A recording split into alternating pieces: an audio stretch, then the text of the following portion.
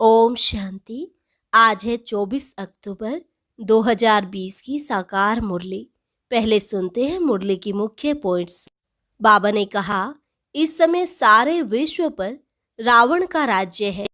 यह जो दशहरे पर रावण को जलाते हैं, यह हुआ हद का जलाना।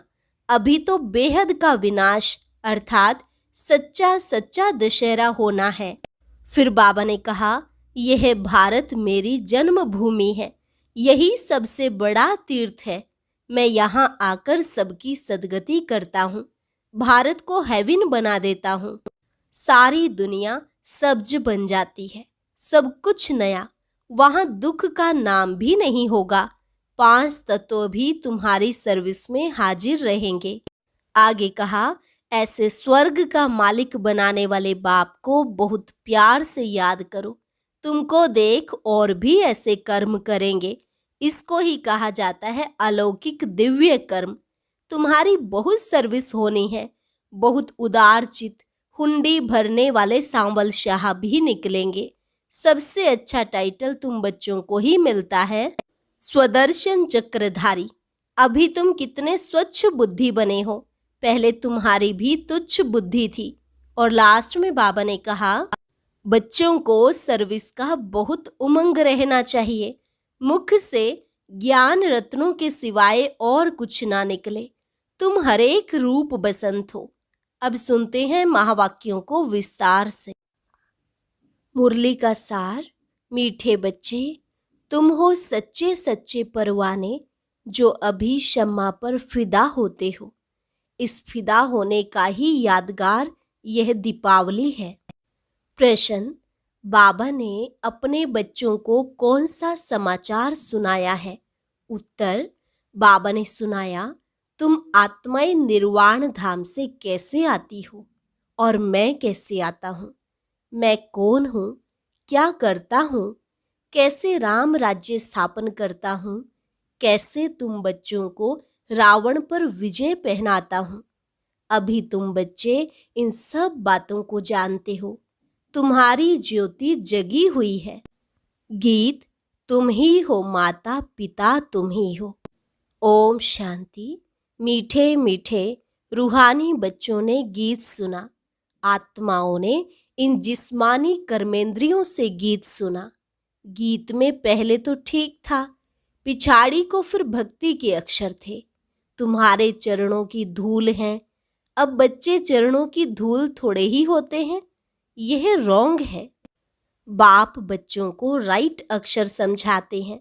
बाप आते भी वहां से हैं जहां से बच्चे आते हैं, वह है निर्वाण धाम।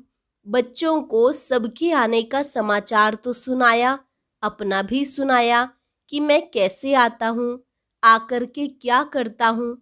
राम राज्य स्थापन करने अर्थ रावण पर विजय पहनाते हैं।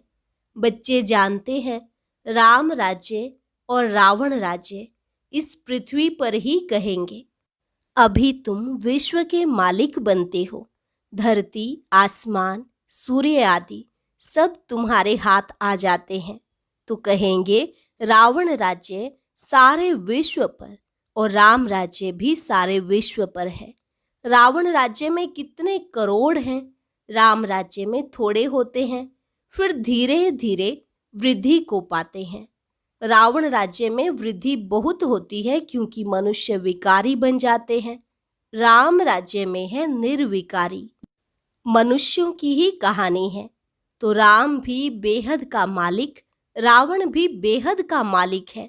अभी कितने अनेक धर्म हैं, गाया हुआ है अनेक धर्मों का विनाश। बाबा ने झाड़ पर भी समझाया है। अब दशहरा मनाते हैं, रावण को जलाते हैं, यह है हद का जलाना। तुम्हारी तो है बेहद की बात। रावण को भी सिर्फ भारतवासी ही जलाते हैं। विदेश में भी जहाँ जहाँ भारतवासी जास्ती होंगे वहाँ भी जलाएंगे। वह है हद का दशहरा। दिखाते हैं लंका में रावण राज्य करते थे, सीता को चुराकर लंका में ले गया। यह हो गई हद की बातें। अब बाप कहते हैं सारे विश्व पर रावण का राज्य है, राम राज्य अब नहीं है। राम राज्य अर्थात ईश्वर का स्थापन किया हुआ। सतयुग को कहा जाता है राम राज्य। माला सिमरते हैं, रघुपति राघव राजा राम कहते हैं, लेकिन राजा राम को नहीं सिमरते हैं। जो सारे विश्व की सेवा करते हैं उनकी माला सिमरते हैं। भारतवासी दशहरे के बाद फिर दीपावली मनाते हैं। दीपावली क्यों मनाते हैं? क्योंकि देवताओं की ताजपोशी होती है। कोरोनेशन पर बत्तियां आदि बहुत जलाते हैं। एक तो ताजपोशी, दूसरा फिर कहा जाता है घर घर में दीपमाला। हर एक आत्मा की ज्योति जग जाती है। अभी सब आत्माओं की ज्योति उझाई हुई है। आयरन एजेड है, यानी अंधियारा है। अंधियारा माना भक्ति मार्ग। भक्ति करते करते ज्योत कम हो जाती है। बाकी वह दीपमाला तो आर्टिफिशियल है। ऐसे नहीं कि कोरोनेशन होता है तो आतिशबाजी जलाते हैं। दीपमाला पर लक्ष्मी को बुलाते हैं, पूजा करते हैं। यह उत्सव है भक्ति मार्ग के। जो भी राजा तख्त पर बैठते हैं तो उनका कोरोनेशन डे धूमधाम से मनाया जाता है। यह सब है हद के। अभी तो बेहद का विनाश, सच्चा सच्चा दशहरा होना है। बाप आए हैं सबकी ज्योत जगाने। मनुष्य समझते हैं हमारी ज्योत बड़ी ज्योत से मिल जाएगी। ब्रह्म समाजियों के मंदिर में सदैव ज्योत जगती है। समझते हैं जैसे परवाने ज्योति पर फेरी पहन फिदा होते हैं, वैसे हमारी भी आत्मा अब बड़ी ज्योति में मिल जाएगी। इस पर दृष्टांत बनाया है, अभी तुम हो आधा कल्प के आशिक। तुम आकर एक माशूक पर फिदा हुए हो। जलने की तो बात नहीं। जैसे वह आशिक माशूक होते हैं तो वह एक दो के आशिक बन जाते हैं। यहाँ वह एक ही माशूक है, बाकी सब है आशिक। आशिक उस माशूक को भक्ति मार्ग में याद करते रहते हैं। माशूक, आप आओ तो हम तुम्हारे पर बलि चढ़ें। तुम्हारे सिवाय हम किसको भी याद नहीं करेंगे। यह तुम्हारा जिस्मानी लव नहीं है। उन आशिक माशूक का जिस्मानी लव रहता है। बस एक दो को देखते रहते हैं। देखने से ही जैसे तृप्त हो जाते हैं।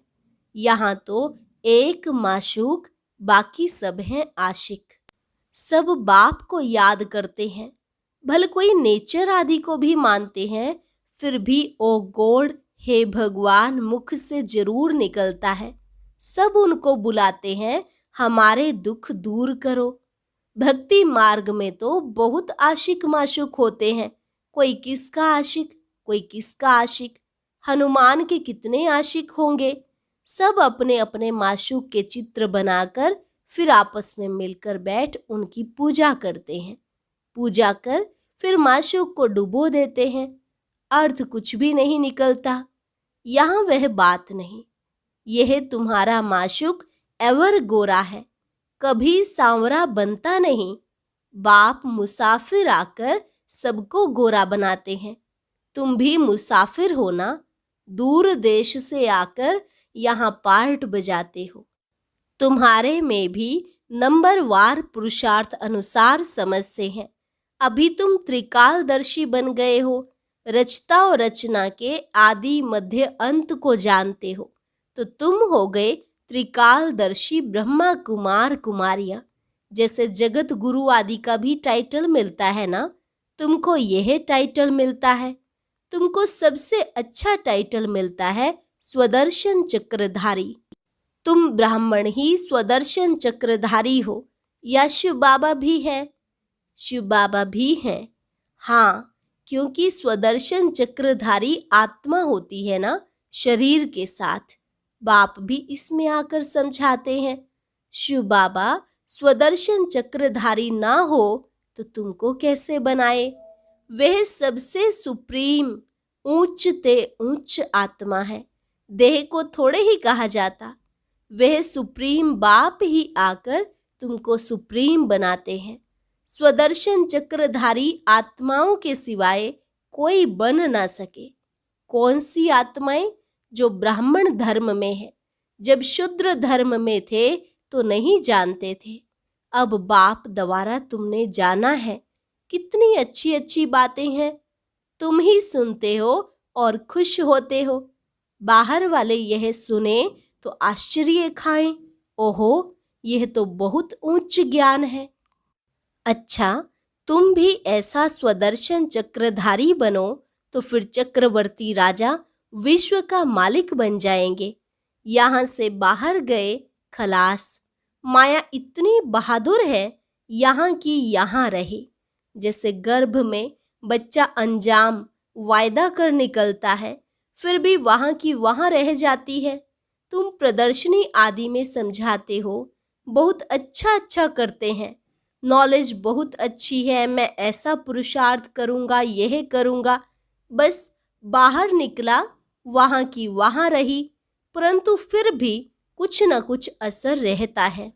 ऐसे नहीं कि वह फिर आएंगे नहीं। झाड़ की वृद्धि होती जाएगी। झाड़ वृद्धि को पाएगा तो फिर सबको खींचेंगे। अभी तो ये है रौरव नर्क। गरुड़ पुराण में भी ऐसी ऐसी रोचक बातें लिखी हैं जो मनुष्यों को सुनाते हैं ताकि कुछ डर रहे। उनसे ही निकला है कि मनुष्य सर्प बिच्छू आदि बनते हैं। बाप कहते हैं, मैं तुमको विषय वैतरणी नदी से निकाल क्षीर सागर में भेज देता हूँ। असल तुम शांति धाम के निवासी थे, फिर सुख धाम में पार्ट बजाने आए। अभी फिर हम जाते हैं शांति धाम और सुख धाम। यह धाम तो याद करेंगे ना? गाते भी हैं, तुम मात पिता हम बालक तेरे, तुम्हारी कृपा से सुख घनेरे। वह सुख घनेरे तो होते ही हैं सतयुग में, अभी है संगम। यहाँ पिछाड़ी में त्राही त्राही करेंगे, क्योंकि अति दुख होता है ना। फिर सतयुग में अति सुख होगा। अति सुख और अति दुख का ये खेल बना हुआ है। विष्णु अवतार भी दिखाते हैं। लक्ष्मी नारायण का जोड़ा जैसे ऊपर से आते हैं। अब ऊपर से शरीरधारी कोई आते थोड़े ही हैं। ऊपर से आती तो हरेक आत्मा है, परंतु ईश्वर का अवतरण बहुत विचित्र है। वही आकर भारत को स्वर्ग बनाते हैं। उनका त्योहार शिव जयंती मनाते हैं। अगर मालूम होता कि परमपिता परमात्मा शिव ही मुक्ति जीवन मुक्ति का वर्षा देते हैं, तो फिर सारे विश्व में गॉड फादर का त्योहार मनाते। बेहद के बाप का यादगार मनाए तब जब समझें कि शिव बाबा ही लिबरेटर गाइड है। उनका जन्म ही भारत में होता है। शिव जयंती भी भारत में मनाते हैं, परंतु पूरी पहचान नहीं तो हॉलीडे भी नहीं करते हैं। जो बाप सर्व की सद्गति करने वाला, उनकी जन्मभूमि जहां अलौकिक कर्तव्य आकर करते हैं, उनका जन्मदिन और तीर्थ यात्रा तो बहुत मनानी चाहिए। तुम्हारा यादगार मंदिर भी यहाँ ही है, परंतु किसको पता नहीं है कि शिव बाबा ही आकर लिबरेटर गाइड बनता है। कहते सब हैं कि सब दुखों से छुड़ाकर सुख धाम में ले चलो, परंतु समझते नहीं। भारत बहुत उच्च ते उच्च खंड है। भारत की महिमा अपरम अपार गाई हुई है। वहाँ ही शिव बाबा का जन्म होता है। उनको कोई मानते नहीं, स्टैंप नहीं बनाते। औरों की तो बहुत बनाते रहते हैं। अब कैसे समझा जाए जो इनके महत्व का सबको पता पड़े। विलायत में भी सन्यासी आदि जाकर भारत का प्राचीन योग सिखलाते हैं। जब तुम यह राजयोग बताएंगे तो तुम्हारा बहुत नाम होगा। बोलो, राजयोग किसने सिखाया था, यह किसको पता नहीं है। श्री कृष्ण ने भी हठ योग तो सिखाया नहीं। यह हठ योग है सन्यासियों का, जो बहुत अच्छे पढ़े लिखे हैं, जो अपने को फिलोसोफर कहलाते हैं। वह इन बातों को समझ और सुधर जाएं। कहें हमने भी शास्त्र पढ़े हैं, परंतु अब जो बाप सुनाते हैं वह राइट है। बाकी सब है रॉन्ग। तो यह भी समझें कि बरोबर बड़े से बड़ा तीर्थ स्थान यह है जहां बाप आते हैं। तुम बच्चे जानते हो, इसको कहा जाता है धर्म भूमि। यहाँ जितने धर्मात्मा रहते हैं उतने और कहाँ नहीं। तुम कितना दान पुण्य करते हो, बाप को जानकर तन मन धन सब इस सेवा में लगा देते हो।